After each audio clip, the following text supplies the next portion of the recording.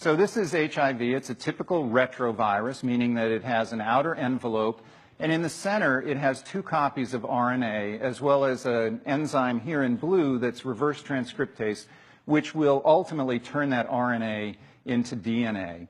The virus itself, with this outer envelope protein, actually directly infects T helper cells. The way that it does this is that as it comes up to the cell surface, it uses receptors that are on T helper cells and exclusive to T helper cells, which are CD4 molecule, which really defines T helper cells. It's a surface receptor that binds to the envelope protein. That causes a conformational change and allows a second receptor to grab hold of the envelope. This is the chemokine co-receptor. It's also called CCR5, and we'll talk about that more.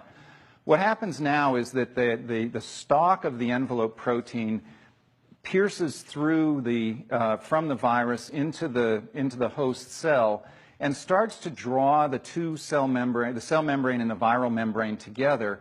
And what ultimately happens is fusion of those 2 membranes, and the viral genetic material is injected essentially into the cell, and the envelope protein is left at the cell surface.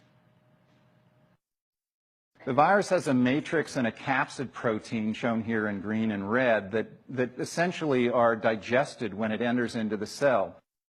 That releases the viral enzymes and the viral RNA.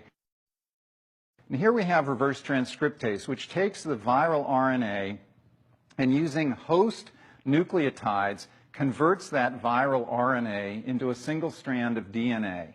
While it does that, it makes some random errors, which is characteristic of reverse transcriptase. It has very poor proofreading activity. That single-stranded DNA now is again reverse transcribed into a double-stranded DNA. At that point, another enzyme that has come in with the virus in the beginning, called integrase, essentially grabs hold of that double-stranded DNA and carries it through a nuclear pore into the nucleus of the cell. Within the nucleus of the cell, it finds the host chromosome, and the integrase enzyme makes a nick in the host DNA and allows for HIV to insert itself into the host chromosome. And that right there is what establishes lifelong infection. Now, RNA polymerase comes along and makes messenger RNA. Those messenger RNAs encode for different viral proteins. They end up associating with ribosomes at the surface of the rough endoplasmic reticulum. And here's a piece of mRNA that's making envelope protein, which is directly produced into the endoplasmic reticulum.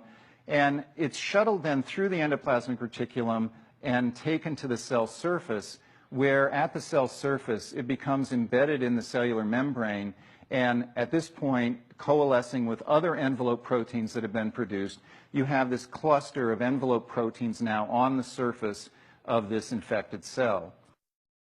At the same time, there are other messenger RNAs that are being produced that allow for translation of other viral proteins. So here are additional viral proteins being made, which are going to be used to make up the key components that the virus ultimately is going to need. These are transported again to the cell surface, to the area where these envelope proteins are, and a strand of RNA as well as some of the enzymes are part of that complex.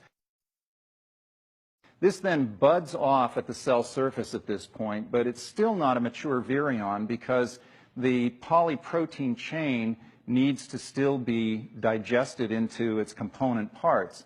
That's done by an enzyme called protease. Protease breaks up those polyprotein chains and ultimately allows for them to coalesce and form the mature structures that make up the final virion. And now you have a mature infectious virion that can go on now to infect other cells.